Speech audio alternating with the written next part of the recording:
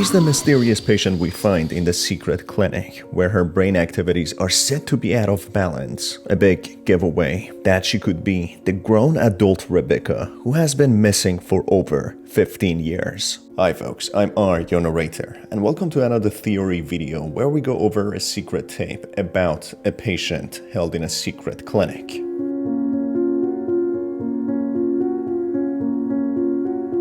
There's a mysterious tape that we can unlock where an adult woman is hooked up to a brain activity monitor where we hear voices of two doctors talking about her.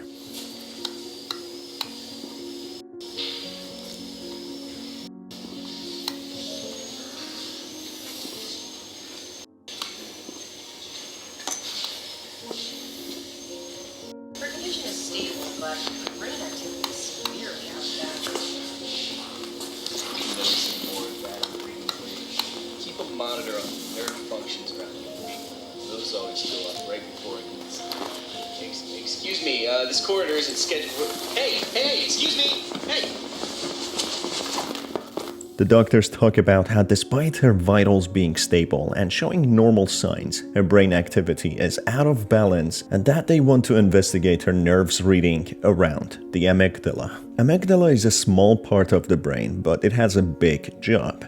It is a major processing center for emotions. It links the emotions to many other brain abilities, especially memories, learning, and sense. When it is malfunctioning or not working as it is supposed to, it contributes to disruptive feelings and symptoms. So this sounds awfully similar to what someone having a detached consciousness would feel like. And who better than someone like Rebecca, the girl that was operated on and teleported to the cartoon world of Amanda the Adventurer, where she would be the embodiment of Amanda. The doctors wanting to study the nerves around her amygdala is a big giveaway that they want to learn about how she is feeling. And of course, knowing that the protagonist of the game, Riley, has stumbled upon these secret tapes which contains the soul of Rebecca, Amanda. We learn that her emotions are fully in play as she is in touch with Riley, and so many things go on, hence why her readings are spiking up. In the previous video I made, I analyzed certain flashing images and dialogue which were related to Amanda or Rebecca. When the name Meatman or the Butcher was mentioned, she would become terrified and certain images would show up.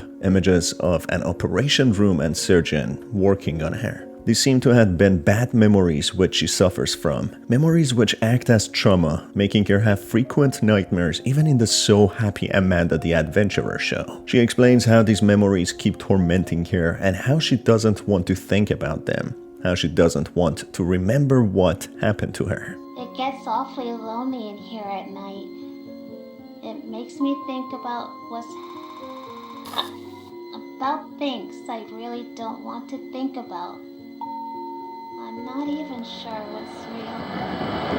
Thinking about something you're afraid of can give you nightmares, especially when there's no one around to help you think about nice thoughts.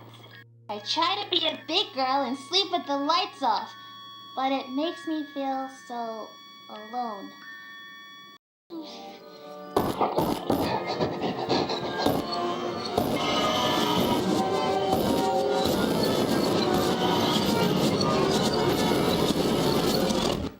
So you might ask, what are those things that happened to her? Well, according to the flashing images and so many other hints and clues, and a nightmare sequence that she had, it appears that she underwent some sort of operation which led to her travel through some sort of metaphorical door, taking her to this cartoon world where she is Amanda, the mascot of the cartoon show. So according to this, we can assume that this unnamed adult woman on the hospital bed, having her brain activities monitored, is most likely Rebecca. You might ask, how could that be possible? Rebecca was a little girl when all this happened. But according to a dialogue between Kate and some of her colleagues, we learned Rebecca went missing 15 years ago. Just keep meeting and talking? What's our goal exactly? Look, I want to try too, Caroline, but we have to proceed with caution. We don't even know what state she's in. Or if we could even get to her. It's been almost 15 years. She might not even want out at this point. You don't know that. You don't either. Bottom line is, it's not safe. I mean, are we going to talk about David, or are we just going to pretend he's not waiting around. If they're coming for me, they're coming for me. She's made contact with Kate.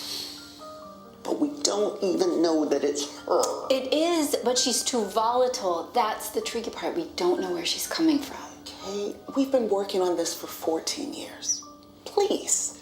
So this would mean Rebecca would canonically be a lot older now, being an adult woman. So this woman could very likely be Rebecca, who supposedly went missing. But why do Kate and her colleagues think that she went missing when she is placed under care in a hospital? Well, it could very simply mean Hamlin extracted her consciousness or soul through this surgery, trapping her in the cartoon world where she would be forced to lure more kids and encourage them to recite the names of demons, so they would be kidnapped as well by those demons. Her body, however, which shows normal vital signs apart from her brain, was left behind, which Hamlin didn't possibly have any more use for and discarded, which they secretly placed under observation in some sort of private hospital, or maybe they kept her just long enough before discarding of her, so no one would recognize her any longer. It is very simple, really. Hamlin could have easily relocated the body of Rebecca after stealing her soul, a place where no one would really know who she is. The person recording the footage of her being hooked in the special unit seems to be doing it discreetly, who is scared of being caught. And the doctors actually monitoring her brain activity is a big red flag to why would they want to do that. They are clearly studying her brain activity and what is going on with her. The person recording this footage discreetly, could she be Kate or someone investigating the series of strange disappearances all related to Amanda the Adventurer show? That would mean it is possible Hamlin has commissioned this hospital or even having their own private secret room where they keep Rebecca, which this mysterious camera person infiltrates and records, trying to gather evidence that Rebecca is still alive and is under the possession of Hamlin. The doctors or maybe even staff of Hamlin, as the names attached to these voices are simply voice number 1 and 2, try to stop the person filming,